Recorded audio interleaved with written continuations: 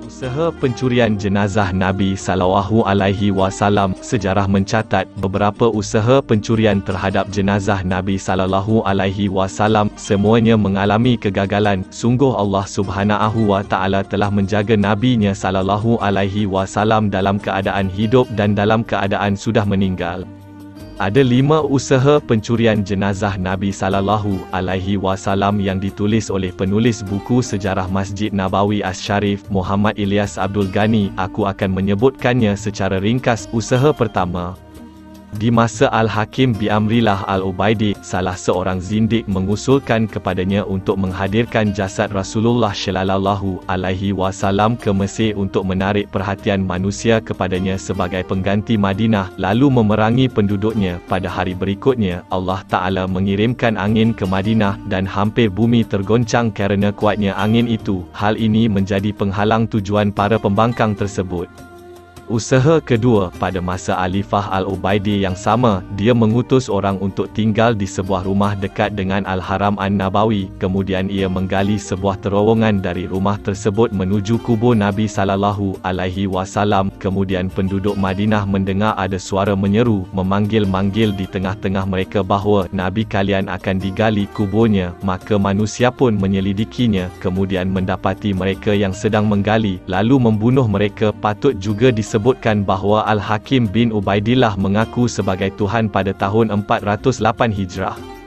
Usaha ketiga dilakukan oleh para penggali kubur dari raja-raja Nasrani. Hal itu dilaksanakan dengan perantara 2 orang Nasrani dari Maroko. Namun Allah Ta'ala melindungi jasad Nabi-Nya SAW dengan cara Panglima Nuruddin Zangki bermimpi bertemu Nabi SAW dalam tidurnya. Beliau menunjukkan 2 orang berambut merah kekuning-kuningan dan beliau bersabda, "Tolonglah aku, selamatkan aku dari 2 orang laki-laki ini." Panglima Nuruddin Zangki pun terkejut bangun dari tidurnya. Kemudian dia kumpulkan para hakim, lalu mereka memberinya usul agar dia menuju Madinah. Dia pun sampai di Madinah dengan membawa harta yang banyak untuk dibagikan kepada penduduk Madinah.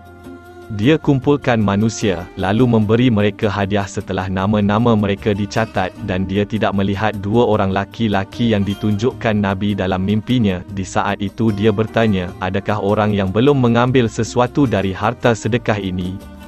Mereka menjawab, tidak. Dia bertanya lagi, berfikirlah, ingat-ingatlah. Mereka pun menjawab, tidak tertinggal seorang pun kecuali 2 orang Maroko. Keduanya adalah orang syaleh, kaya dan banyak syadakah. Mendengar itu dada Panglima pun menjadi lapang, kemudian memerintahkan untuk memanggil keduanya. Lalu dia melihatnya persis seperti 2 orang laki-laki yang dilihatnya di dalam tidurnya. Dia pun bertanya kepada keduanya, dari mana kalian berdua? Keduanya menjawab, jamaah haji dari Maroko. Berkatalah jujur kepadaku, sergah Panglima. Lalu keduanya ditahan kerananya. Panglima pun bertanya tentang rumah keduanya. Di saat dia pergi dan sampai di rumah keduanya, dia tidak mendapati selain harta dan buku-buku di rak. Pada saat dia mengangkat tikar, dia menemukan lorong yang menghantarkan ke kamar Nabi SAW yang mulia. Manusia pun terkejut setelah keduanya dipukuli. Keduanya mengaku sebagai penggali kubur milik raja-raja Nasrani, dan sebelum keduanya sampai di kuburan terjadi goncangan di bumi. Panglima Nuruddin Zangki pun membunuh keduanya di kamar Nabi SAW yang mulia. Kemudian beliau perintahkan untuk membangun tembok di sekitar kubur yang mulia yang terbuat dari tembok timah tebal agar tidak ada seorang pun yang berani berbuat lancang lagi dengan menggunakan cara tersebut. Usaha keempat, sejumlah orang-orang Nasrani mencuri dan merampok kafilah jamaah haji. Kemudian mereka bertekad untuk menggali kubur Nabi SAW. Mereka berbicara dan terang-terangan dengan niat mereka. Kemudian mereka menyeberangi laut menuju Madinah. Kemudian Allah Ta'ala menolak serangan mereka dengan kapal yang telah disiapkan dari Mesir Al-Iskandariah yang mengikuti mereka. Kemudian menangkap mereka semuanya. Kemudian menawan dan membagi-bagi mereka di negeri kaum muslimin. Usaha kelima, usaha yang dilakukan dengan niat untuk menggali kubur Abu Bakar dan Umar radhiyallahu anhuma. Itu terjadi di pertengahan abad ke-7 Hijriah. Sejumlah orang yang mencapai 40 orang laki-laki bertujuan untuk menggali kubur di malam hari. Kemudian bumi pun terbelah dan menelan mereka.